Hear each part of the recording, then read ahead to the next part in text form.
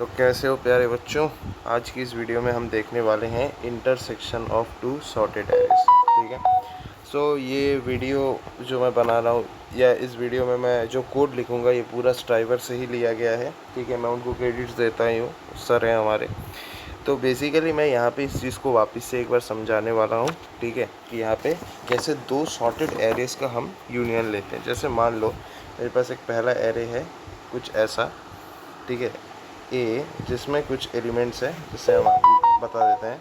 मान लो 1, देन 2, फिर क्या है 2, 3, 3, 4, 5 और 6। ये पहला एरे है। और यहाँ पे मेरे पास एक दूसरा एरे है। इस एरे में भी कुछ एलिमेंट्स हैं, 2, ठीक है, 3, देन 3, 5, 6, 5 अच्छे से लिखा नहीं मैंने, 5, 6, 6, 7 ये है। ठीक है, तो मुझे इन दोनों एरेज़ का यूनियन लेना है। ठीक है, मान लेते हैं यहाँ पे मैं एक एरे लेता हूँ जो कि है सी। ये जो सी हमारा एरे है, इस एरे में सिर्फ वही एलिमेंट्स रहेंगे जो कि इन दोनों एरेज़ में प्रेजेंट हैं, इन दोनों एरेज़ में प्रेजेंट है। तो कैसे हम करेंगे, तो यहाँ पे हम दो पॉइंटर्स लेंगे। पहला पॉइंटर है आई, जो कि इस एरे के 0th एलिमेंट को स्टार्टिंग में पॉइंट करेगा, और दूसरा पॉइंटर लेंगे जे, जो कि इस एरे के 0th एलिमेंट को पॉइंट करेगा। और एवरी पॉइंट वो ये चेक करेगा क्या, सबसे पहले क्या होगा, देखो सबसे पहले एरे का फर्स्ट एलिमेंट क्या है, आई किस एलिमेंट को पॉइंट कर रहा है 1, जे किस एलिमेंट को पॉइंट कर रहा है 2। तो यहाँ पे मुझे दिख रहा है 1 हमारा 2 से छोटा है। तो अगर 1 हमारा 2 से छोटा है, यानी ith एलिमेंट अगर jth एलिमेंट से छोटा है, तो ऑब्वियस सी बात है यार, ये मैच नहीं किए। तो आई अभी यहाँ से यहाँ चला जाएगा। अब आई इसको पॉइंट कर रहा है और जे इसको पॉइंट कर रहा है।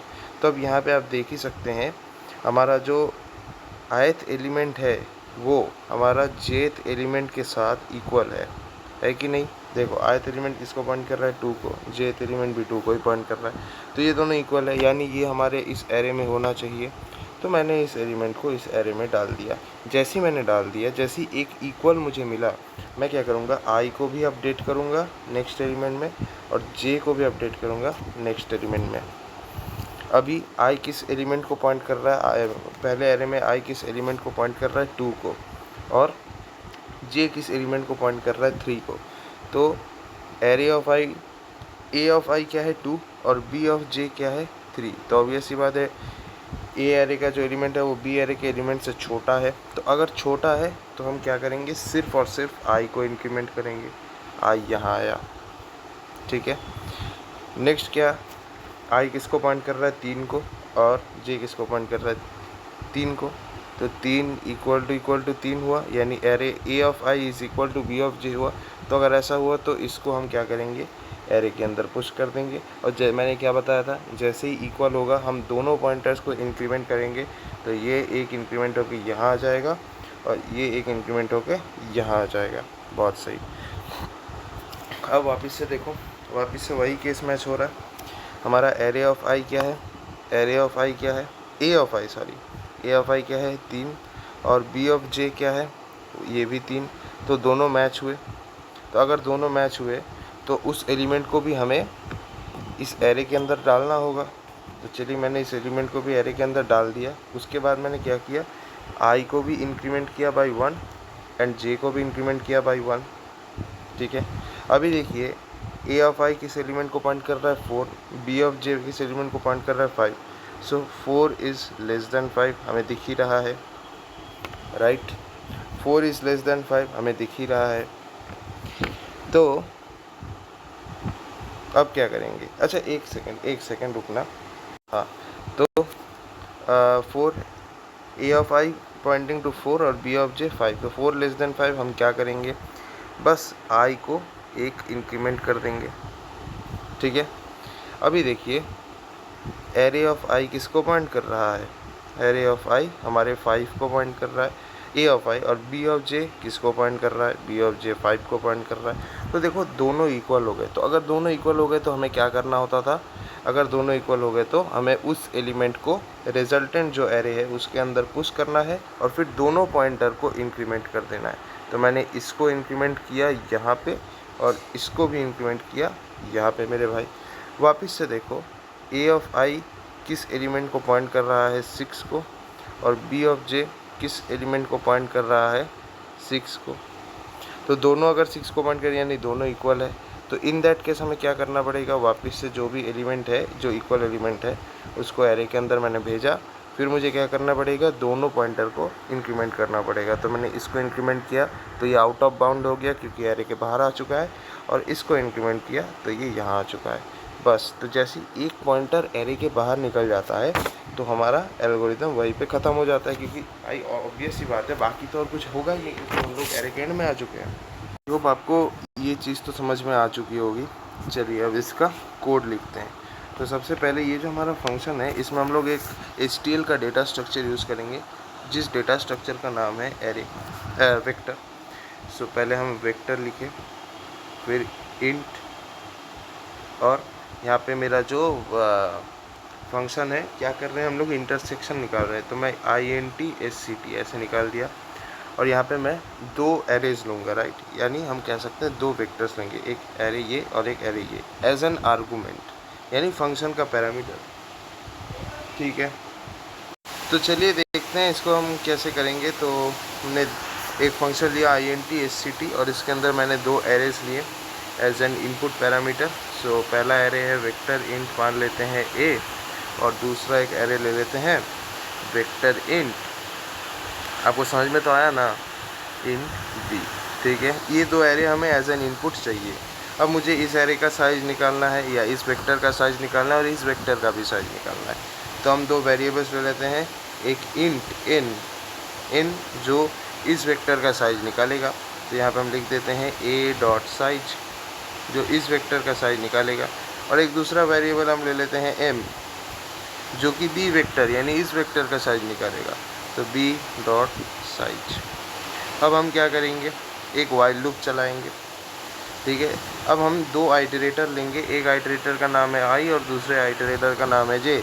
ये जो i वाला आइटरेटर है वो इस वेक्टर में चलेगा और जो j वाला आइटरेटर है वो इस वेक्टर में चलेगा। ठीक है, तो आई होप इतनी बात क्लियर है। चलो तो कंडीशन क्या होगा, ith आइटरेटर जो i वाला आइटरेटर है जब तक वो वेक्टर के एंड में नहीं पहुंच जाता है, और जो तो इसको हम कैसे लिखेंगे, while i less than equal to, ठीक है, less than equal to n। ठीक है, यानी क्या, इस वेक्टर के एंड तक जब ith आइटरेटर जब तक नहीं पहुंचता तब तक हम आइटरेट करेंगे, और दूसरा वाला क्या हो जाएगा, j less than equal to m। इसका मतलब क्या है, जब तक ये जो jth आइटरेटर है ये जब तक इस b वेक्टर के एंड तक नहीं पहुंचता है तब तक हम लोग क्या करेंगे, आइटरेट करते हुए जाएंगे। तो अब यहाँ पे ध्यान से देखिए क्या होने वाला है। हम यहाँ पे क्या चीज़ देख रहे थे, जैसे ही हमारा मान लो 1 और 2 के बीच में जब हो रहा था तो यहाँ पे हमें क्या दिखा, 1 अगर 2 से छोटा है हम क्या कर रहे थे, i को इंक्रीमेंट कर रहे थे। तो यहाँ से हमें क्या पता चला, अगर a वेक्टर का जो एलिमेंट है अगर वो b वेक्टर के एलिमेंट से छोटा है तो हम i को इंक्रीमेंट कर रहे थे, है कि नहीं। तो यहाँ पे भी वही लिखेंगे कि, एक सेकंड यार, यही अच्छा नहीं लगता, ऐसे लिखेंगे कि इफ़ a ऑफ i, ठीक है, अगर हमारा b ऑफ j से छोटा है, अगर हमारा b ऑफ j से छोटा है तो हम किसको इंक्रीमेंट करेंगे भाई, i वाला जो आइटरेटर है उसको इंक्रीमेंट कर देंगे i प्लस प्लस। ठीक है, और दूसरा कंडीशन क्या हो सकता है, a वेक्टर का कोई एक एलिमेंट, ठीक है, ऐसा भी तो हो सकता है कि a वेक्टर का कोई एक एलिमेंट b वेक्टर के किसी एक एलिमेंट से बड़ा हो, ऐसा भी तो हो सकता है। हमेशा तो ऐसा ही नहीं होगा कि a वेक्टर का कोई एक एलिमेंट b वेक्टर के किसी एक एलिमेंट से छोटा है, ऐसा तो हमेशा नहीं होगा। ऐसा भी हो सकता है कि a वेक्टर का कोई एक एलिमेंट b वेक्टर के किसी एलिमेंट के साथ इक्वल है, और ऐसा भी हो सकता है। तो ऐसे के तीनों केसेस को हमें डिफाइन करने हैं। तो अगर ऐसा हो गया कि यहाँ पे मैं लिख देता हूँ कि a वेक्टर का कोई एक एलिमेंट, ठीक है, a वेक्टर का कोई एक एलिमेंट अगर बी वेक्टर के किसी भी एक एलिमेंट से बड़ा हुआ तो हम किसको इंक्रीमेंट करेंगे। तो फिर हम किसको करेंगे, अगर ए वेक्टर का कोई एलिमेंट बी वेक्टर के किसी एलिमेंट से छोटा होता था तो अगर हम आई को इंक्रीमेंट करते थे, तो इस बार हम क्या करेंगे, जे को इंक्रीमेंट करेंगे। ठीक है, तो जे को इंक्रीमेंट करेंगे, हो गया। अब देखो हमने दो केसेस को तो मैंने निकाल लिया अच्छे से। एक क्या है, अगर बी से ए वेक्टर का कोई एलिमेंट बी वेक्टर के एलिमेंट से छोटा है तब क्या करेंगे, ए वेक्टर का कोई एलिमेंट बी वेक्टर के किसी एलिमेंट से बड़ा है तब क्या करेंगे, ए इक्वल टू बी, यानी ए वेक्टर का कोई भी एलिमेंट अगर बी वेक्टर के किसी भी एलिमेंट के साथ इक्वल हुआ तो क्या करेंगे। देखो यहाँ पे जैसे अगर हम मान लेते हैं, ये वाला केस का बात कर रहा हूँ मैं, जैसे मान लो ये 2 है और ये भी 2 है, तो अगर 2 इक्वल टू 2 होता था तो हम क्या करते थे, आई को भी इंक्रीमेंट करते थे और जे को भी इंक्रीमेंट करते थे। लेकिन उसके पहले हम क्या करते थे, जो एलिमेंट इक्वल हुआ उसको हम लोग एक रिजल्टेंट एरे या रिजल्टेंट वेक्टर के अंदर डाल देते थे। तो वही करेंगे, तो इसको हम एल्स में लिखेंगे। ये 3 ही केस हो सकते हैं, तो ऑब्वियस सी बात है इन दोनों को निकाल दिया तो ये बचा है, तो यहाँ पे हम एल्स लिख देंगे। एल्स का मतलब वही है कि यार अगर ए वेक्टर का कोई भी एलिमेंट बी वेक्टर के साथ मैच करता है तो क्या करेंगे, बेसिकली हम उस एलिमेंट को इस आंसर नाम के वेक्टर के अंदर पुश कर देंगे, आंसर डॉट पुश बैक, इस तरह से ऐसे अंडरस्कोर होता है बीच में, ठीक है ना, ऐसे कर देंगे। लेकिन एक बात आप हमेशा याद रखना, वो ये है कि यहाँ पे मैंने जो वेक्टर पुश बैक है, आई मीन जो वेक्टर आंसर है उसको तो मैं लिया ही नहीं, तो मैं यहाँ पे उसको डिक्लेयर कर देता हूँ भाई, नहीं तो फिर तो गड़बड़ हो जाएगी। वेक्टर इंट, ठीक है, वेक्टर इंट आंसर। अब ठीक है, नहीं तो कंपाइलर एरर दे देता कि ऐसा नाम का तो कुछ है ही नहीं, डिक्लेयर ही नहीं किया हो। ठीक है, अब इसके बाद जैसे ही मैंने उसको डाल दिया फिर मुझे क्या करना था, ith पॉइंटर को एक इंक्रीमेंट करना था और jth पॉइंटर को भी एक कदम आगे लेके जाना था। हो गया, तो यही चीज़ आपको करनी होगी, ठीक है, जब तक आप एंड तक नहीं पहुंचते हो किसी भी वेक्टर के। तो इस पूरे चीज़ को मैं एक वाइल लूप के अंदर डाल देता हूं, तो ये वाइल लूप मैंने ख़त्म किया। अब देखो यहाँ पे एक चीज़, ये वेक्टर इंट है, इसका रिटर्न टाइप वेक्टर इंट है, यानी इसका मतलब मुझे यहाँ पे क्या रिटर्न करना पड़ेगा, कोई ना कोई वेक्टर रिटर्न करना पड़ेगा। तो इस फंक्शन में या इस प्रोग्राम में हम क्या रिटर्न करेंगे, जो फाइनल रिजल्टेंट एरे है इसी को ही रिटर्न करेंगे। ठीक है, तो मैं यहाँ पर वही लिख दूँगा, रिटर्न वही रिजल्टेंट जो एरे है यानी आंसर, इसी एरे को हमें रिटर्न भी करना है। सो आंसर को रिटर्न कर देंगे और ये हमारा प्रोग्राम ख़त्म हो जाएगा। ठीक है, सो आई होप आपको समझ में आ गया कि कैसे इस चीज़ को करना है। ठीक है,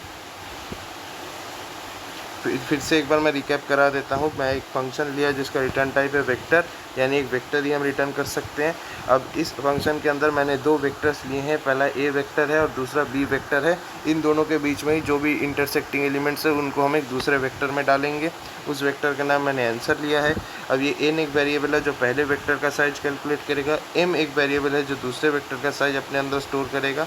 फिर हम लोग एक वाइल लूप चलाएंगे। वाइल लूप चलाने के पहले हम लोग दो पॉइंटर्स ले लेंगे, आई और जे। ith पॉइंटर जो है वो पहले वेक्टर के अंदर चलेगा, jth पॉइंटर जो है वो दूसरे वेक्टर के अंदर चलेगा। ith पॉइंटर पहले वेक्टर के एंड तक चलेगा और jth पॉइंटर, ठीक है, सेकेंड बी वेक्टर के एंड तक चलेगा। और चलते चलते जब उसको दिखेगा कि ए वेक्टर का कोई भी एलिमेंट बी वेक्टर के किसी भी एलिमेंट से छोटा है तो हम ith पॉइंटर को इंक्रीमेंट करेंगे। ठीक है, अगर ए वेक्टर का कोई भी एलिमेंट, ठीक है, बी वेक्टर के किसी भी एलिमेंट से बड़ा है तो हम jth पॉइंटर को इंक्रीमेंट करेंगे।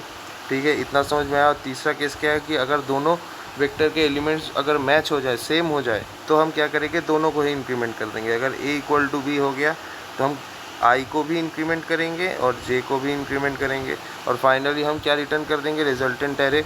लेकिन ये जो i और j को इंक्रीमेंट करने के पहले जो मैचिंग एलिमेंट है उसको इस आंसर वेक्टर के अंदर डाल देंगे, पुश कर देंगे और उसके बाद हम लोग उन दोनों को इंक्रीमेंट करेंगे। और फाइनली जैसे ये प्रोसेस ख़त्म हो जाएगा वाइल लूप से बाहर आ जाएंगे और हम लोग किसको क्या रिटर्न कर देंगे, जो आंसर है इस चीज़ को, आंसर जो वेक्टर है उसको रिटर्न कर देंगे। ठीक है।